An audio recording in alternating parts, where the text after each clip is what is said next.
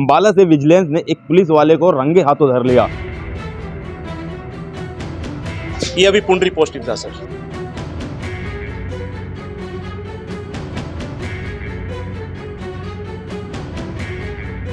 जी बिल्कुल 10,000 रुपये में इसको रेड हैंडेड किया।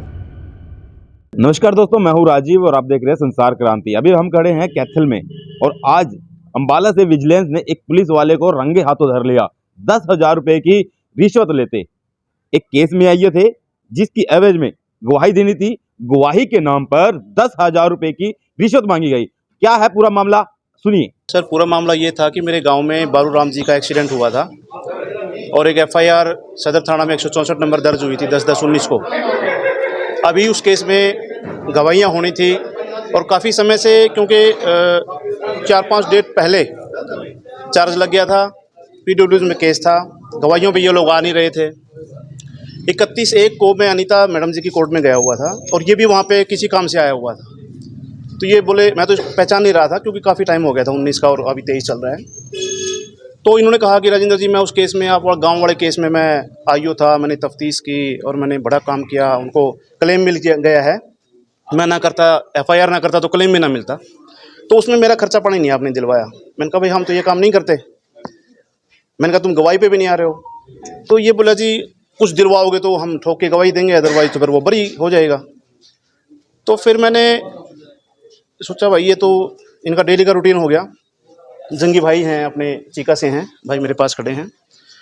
तो इनका इंटरव्यू मैंने देखा था और मैंने इनका नंबर ले लिया था। फिर मैंने इनसे बात की तो भाई साहब ने बड़ा कोऑपरेट किया और विजिलेंस टीम ने बड़ा कोऑपरेट किया और आज सुबह से इसकी तैयारी करके इसको 10,000 रुपये रेड हैंडेड करवाया है। ये सर 3 बजे के लगभग की बात है। हाँ, ये उस केस में 164 नंबर FIR में गवाही, ये आईओ थे।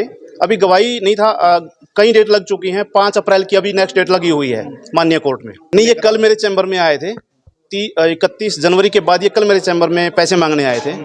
मैं इनको टाल रहा था और क्योंकि मैं रिकॉर्डिंग भी कर रहा था। आपको पता है कि रिकॉर्डिंग के बिना कोई इस बात को झूठ मानेगा। मैं वैसे कह देता तो ये कहते भाई ये तो वैसे ही खामखाई इल्ज़ाम लगा रहा है।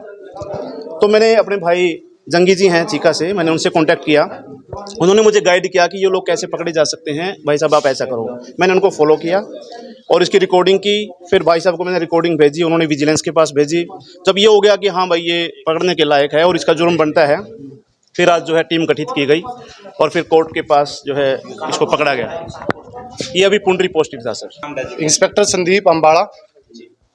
और एक दरखास्त प्राप्त हुई थी आज, और जिसके एवज में हमें उच्च अधिकारी को बताया सबको। जैसे ही हुआ तो नियम अनुसार कार्रवाई कर दी गई। क्या शिकायत थी सर, कौन शिकायत करता था? शिकायत करता है इसमें राजेंद्र एडवोकेट है एक। उनकी शिकायत थी कोई मुकदमा नंबर 164 के एवज में जो इनको एविडेंस करानी थी। आईओ थे किसी केस के 164 में, 164/19 में।